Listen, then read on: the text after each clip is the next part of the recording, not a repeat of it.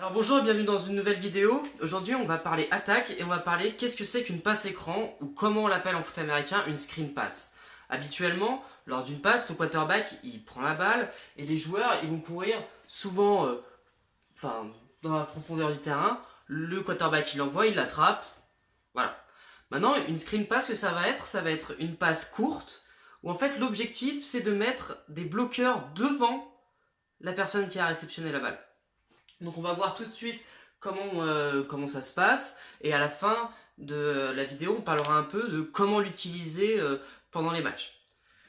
Donc on a dit que c'était une passe qui était courte. Alors on va d'abord voir un premier style de screen qui est le plus simple qui s'appelle la bubble. La bubble screen. Alors en fait ce qui va se passer sur une bubble screen, c'est le quarterback qui va prendre la balle et en fait ce receveur là il va partir comme ça. Et le quarterback, il va prendre la balle et directement, il va l'envoyer. Il va l'envoyer directement sur ce receveur-là. Et donc, il va avoir deux bloqueurs devant lui qui sont... Là, dans cet exemple, c'est deux bloqueurs. Mais ça peut être juste un. Ou même quatre. Enfin, ou même trois bloqueurs. Enfin, tant que le joueur il est éligible à recevoir la passe. Et bon, après, vous pouvez faire ce que vous voulez. Vous pouvez mettre autant de bloqueurs que vous voulez. Mais habituellement, c'est un ou deux. Souvent, plus, ça voudrait dire qu'il y ait trop de joueurs de ce côté. Donc là, on a par exemple ces deux joueurs qui vont bloquer. Donc ça, voilà, ça c'est une screen parce que le joueur la reçoit et c'est une passe, mais eux, ils font pas vraiment de... Ils courent pas vraiment pour attraper la balle, ils sont là pour bloquer.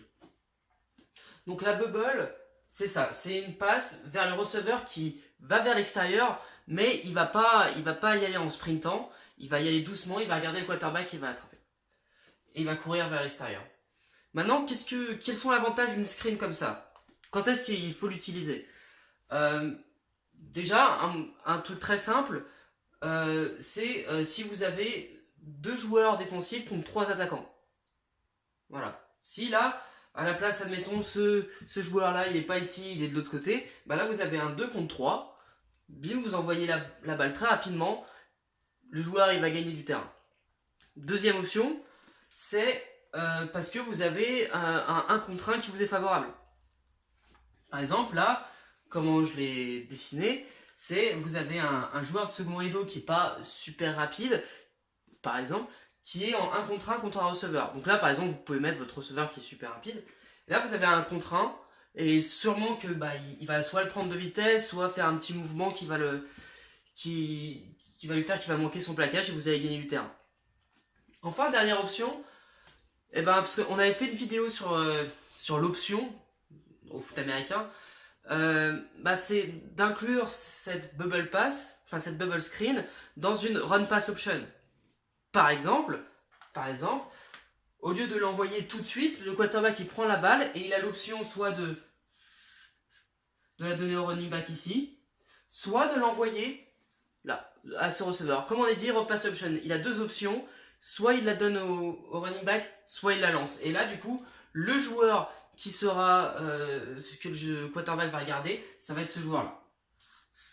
Et donc, si ce défenseur-là, il part ici vers la course, vous avez un 3 contre 2 ici, et vous êtes en situation favorable. Donc voilà, la bubble, c'est la plus simple. C'est une tactique qui est pas mal utilisée en NFL depuis ces dernières années parce que c'est vraiment basé sur, déjà, si on a un 3 contre 2, si on a une supériorité numérique sur un côté du terrain, c'est utilisé. Et sinon, parce qu'on a un contre 1 qui est favorable. Voilà.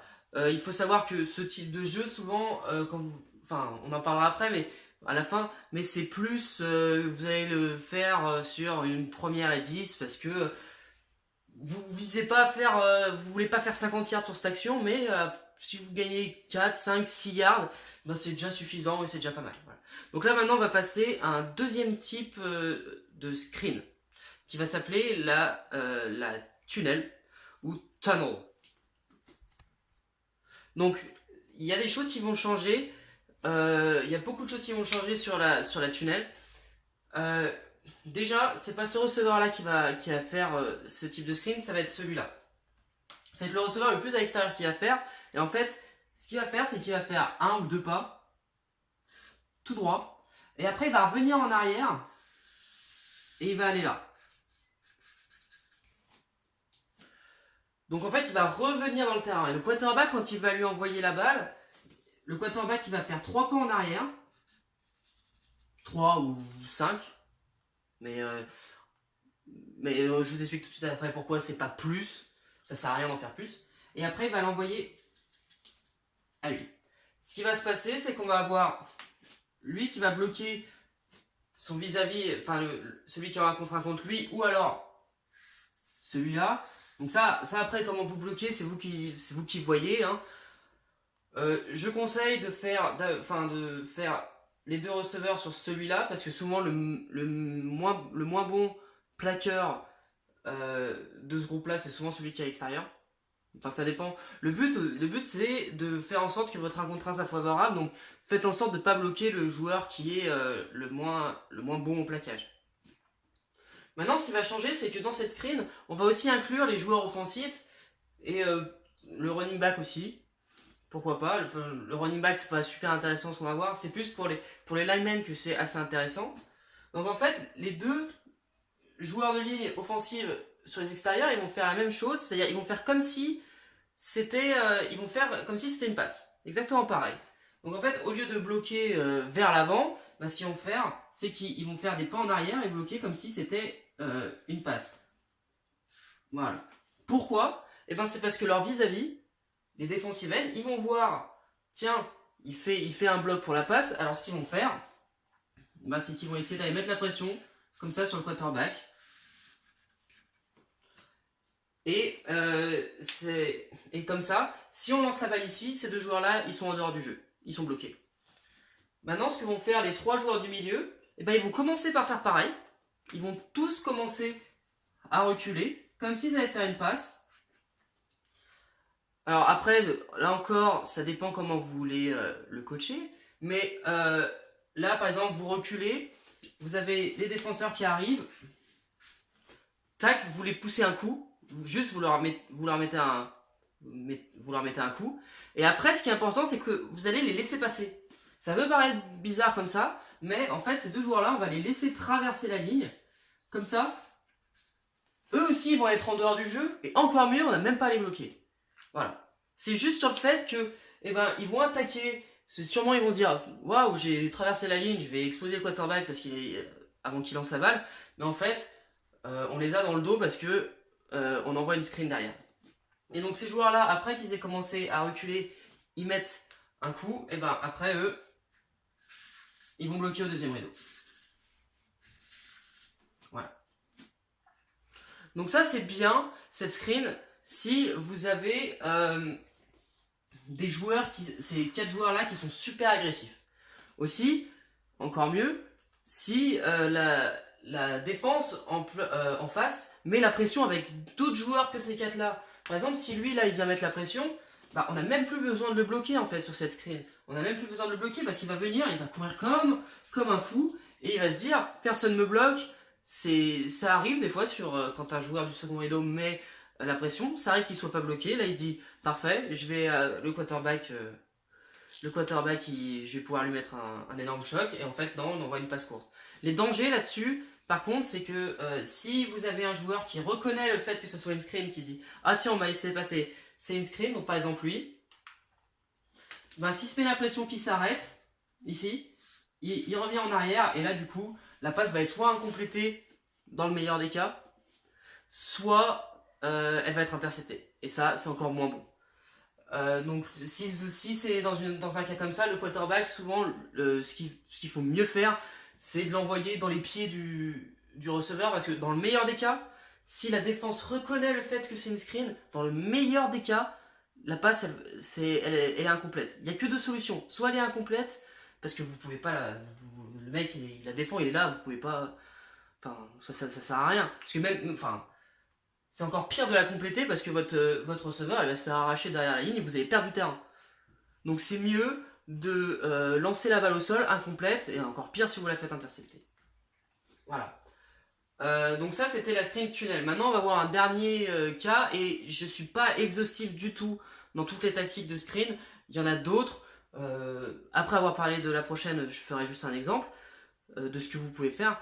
Mais voilà, donc la dernière screen qu'on va voir, c'est plus avec les receveurs, c'est avec le running back. Et elle a plein de noms, mais nous, on va l'appeler la slip screen. Alors, ce type de screen, la slip screen, elle est assez similaire en fait à la tunnel. En fait, ce qui va se passer, c'est que ces joueurs-là, ils vont faire toujours la même chose. C'est-à-dire, ces deux joueurs-là, ils vont bloquer comme si c'était une passe pour que ces joueurs-là se sortent du jeu. Et eux, ils vont faire pareil, ils vont faire un pas en arrière, puis après, ils vont aller bloquer. Alors, la différence avec la tunnel, c'est que là, vous avez votre running back qui va faire comme s'il bloquait pour une passe, et ensuite, il va aller à l'extérieur. Donc, au lieu de compléter la passe à l'intérieur, ça va plus être vers l'extérieur. Donc là maintenant, les linemen, au lieu de faire un pas et d'aller au milieu, ce qu'ils vont faire, c'est qu'ils vont faire un pas et ils vont plutôt aller vers l'extérieur. Les trois. Hop. Hop. Les trois, ils vont plutôt aller bloquer comme ça. Donc, c'est presque la même chose au niveau des blocs. Maintenant, la différence, c'est comment on apprend en fait à bloquer au lineman. Parce que c'est vrai que pour la tunnel, la technique, des fois, faut faire simple. Et en gros, si vous dites au lineman, vous décrochez et vous allez bloquer le premier gars que vous voyez. Parce que de toute façon, vu qu'on avait les 4 joueurs là, voire plus, qui sont déjà sortis du jeu, certains sans être bloqués, on va être en supériorité numérique. Et du coup, on va réussir à les bloquer. Juste trouver un mec et bloquer-le. Maintenant, là, c'est un peu différent. On va vraiment leur donner des consignes. Le premier joueur, si la screen part à gauche, le premier joueur, on va dire, ce qu'il va faire, c'est qu'il va s'occuper du trottoir. Donc en fait, ce qu'il faut imaginer, c'est une rue. Enfin une allée plutôt. Une allée dans laquelle en fait votre running back il va courir une fois qu'il a attrapé la balle. Donc là, par exemple, votre premier joueur à droite, à gauche, je veux dire, si elle part à gauche, il va s'occuper du trottoir. Donc c'est lui-là. Et en fait, ce qu'on va lui dire, c'est que quand tu décroches, tu bloques la première menace qui vient de l'extérieur. Le centre, celui du milieu, il va s'occuper de l'allée du coup. C'est lui qui va venir et qui va bloquer ce qui arrive du coup à l'intérieur du trottoir. Et enfin, on a un troisième joueur qui lui, alors on va pas dire un autre, enfin normalement une allée, c'est un trottoir, une allée, un trottoir. Donc si on dit à deux joueurs de faire la même chose, ça risque enfin c'est pas bon. Pas bon, parce qu'ils font pas la même chose, donc on va pas l'appeler la même chose. Donc lui, ce qu'on va dire, c'est qu'il va faire le mur. Et lui, du coup, il va prendre toutes les menaces qui viennent, en fait, si ça part à gauche, de la droite.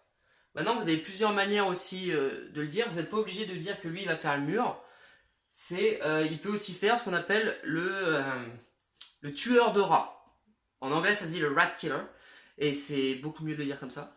Parce qu'en fait, si vous regardez bien, dans ces cas de screen, en fait, c'est le running back qui va l'attraper, il va courir. Et souvent, il va se faire plaquer par un joueur qui est derrière lui. Souvent, les menaces, c'est les joueurs qui se rendent compte que c'est une screen et du coup qui se retournent et qui vont le plaquer derrière. Donc lui, peut-être au lieu de faire ça, vous pouvez faire en sorte qu'il se retourne et il prenne la première menace derrière le running back. Voilà. Donc ça, c'est la slip screen, ce qui ressemble vraiment à la tunnel. Maintenant, ce que vous pouvez faire pour être encore mieux, c'est de coupler ça du coup encore comme la bubble screen avec une run pass option. Par exemple ici on va avoir ce receveur qui va courir ça. Et maintenant vous allez vous dire ok, si ce joueur là il reconnaît la screen et qu'il envoie et que alors c'est pas tout à fait une run pass option, pardon mais c'est pas tout à fait une run pass option, mais s'il reconnaît la screen, tac, vous pouvez lui envoyer dans son dos. S'il reste là, ça veut dire qu'il sera hors de position pour faire l'action sur la screen. Voilà. Donc c'est pas tout à fait une run pass option, du coup ce sera une screen pass option. C'est un terme que je viens d'inventer, mais enfin c'est une passe normale quoi. Mais vous pouvez, en fait, vous n'êtes pas obligé de dire ouais la screen, tu lances forcément la screen. Vous pouvez aussi avoir d'autres tracés qui sont inclus là-dedans. Maintenant, juste pour parler un peu de coaching, la screen est quand même assez peu utilisée. Il y a des équipes qui le lancent peut-être 2-3 fois par match. Au plus, on arrive à 6 ou 7. Et je parle en France, pas forcément en NFL. En NFL, c'est beaucoup plus. Et faut savoir qu'en fait, la screen, faut pas avoir peur de l'utiliser. Et surtout, faut pas avoir peur de l'utiliser dès le début. Parce que souvent, ce que font les coachs, c'est qu'ils disent, je l'envoie enfin, plus tard dans le match. Parce que eux, comme ça, ils seront habitués à mettre la pression. Et je vais les avoir dans le... Et du coup, je vais les avoir dans le dos. Avec une screen. Mais en fait, ce que vous pouvez faire aussi, c'est l'envoyer dès le début. Vous pouvez l'envoyer dès le début, 2 ou 3 fois sur le premier drive du match. Et en fait, ce que ça va faire, c'est que du coup, les personnes qui mènent la pression là, les joueurs, et ben du coup, ils vont être un peu moins agressifs. Et ça, du coup, c'est peut-être une mentalité qui va leur rester tout le match, parce qu'ils vont avoir en tête, attention, si je vais trop loin, bah, s'il y a une screen derrière, et ben je me suis fait avoir. Donc, faut pas avoir peur d'envoyer des screens tôt et souvent dans le match. Et aussi, l'avantage que ça a, c'est qu'on a vu l'exemple de la bubble tout à l'heure, donc vous envoyez vers l'extérieur. Et en fait, ce qui va se passer, c'est que la défense, en fait, elle va courir. Elle va aller chercher la bubble. Elle va aller chercher le joueur pour les plaquer. Et du coup, vous allez faire bouger la défense et vous allez la fatiguer. Donc, la screen, ça peut être en fait un moyen de diminuer l'agressivité de la défense adverse, mais aussi de les fatiguer. Et c'est pour ça que la screen, c'est très peu utilisé, mais il faut pas en avoir peur. Mais par contre, si vous l'utilisez, il faut vraiment passer du temps à la coacher parce que c'est pas facile à appréhender. Là, cette méthode là pour la slip screen, c'est pas mal parce que ça donne des vrais points, enfin des vraies méthodes quand bloquer et pas juste vous allez au deuxième niveau et vous vous débrouillez. Et maintenant, la screen, ce que vous avez aussi comme option, vous pouvez en faire plein d'autres. Il y a plein d'autres moyens. Par exemple, vous pouvez faire une feinte de passe et puis l'envoyer à un receveur. Puis même, il y en a qui font des screens avec des tight ends aussi. Les tight ends qui sont des joueurs qui bloquent et qui reçoivent la balle aussi, mais qui d'habitude sont pas normalement les joueurs les plus athlétiques, enfin les plus rapides plutôt, parce qu'ils sont très athlétiques, mais ils sont pas rapides. Et pourtant, vous pouvez aussi leur envoyer une screen, c'est possible. Voilà. Donc la screen, conclusion, c'est pour fatiguer la défense, c'est pour diminuer l'agressivité, ou alors du coup leur faire payer leur agressivité. Et il faut pas avoir peur de l'envoyer tôt, souvent dans le match. Et surtout, faut être créatif avec la screen, il faut trouver des moyens. Et ça répond à un problème en foot américain qui est la base du jeu en fait en attaque, c'est il faut mettre le ballon dans les mains de vos joueurs, de vos meilleurs joueurs. Voilà. Et ça, c'est un des moyens les plus faciles de le faire. Parce que vous envoyez une petite passe qui va très souvent être attrapée. Et si vous avez un joueur qui est super agile, super rapide, et ben vous avez de grandes chances de faire une bonne action. Et surtout, en foot américain, il faut aussi se souvenir que si vous gagnez 4 yards à chaque action, vous allez gagner un match. Si vous gagnez 4 yards à chaque action et que vous ne faites pas intercepter, que vous ne perdez pas de ballon, vous allez gagner le match. Donc vous êtes sur une screen, c'est... À part si vous l'envoyez 3-4 fois dans le match pour faire piller leur agressivité, c'est pas fait pour gagner 50 yards. C'est fait pour en gagner 4, 5, 6. Mais si vous l'envoyez en première et que vous faites 6 yards, après il vous reste plus de 4 yards à faire en 2 tentatives et vous avez de grandes chances de la convertir. Donc voilà, j'espère que vous avez tout compris et on se retrouve bientôt pour une prochaine vidéo. Merci et à bientôt.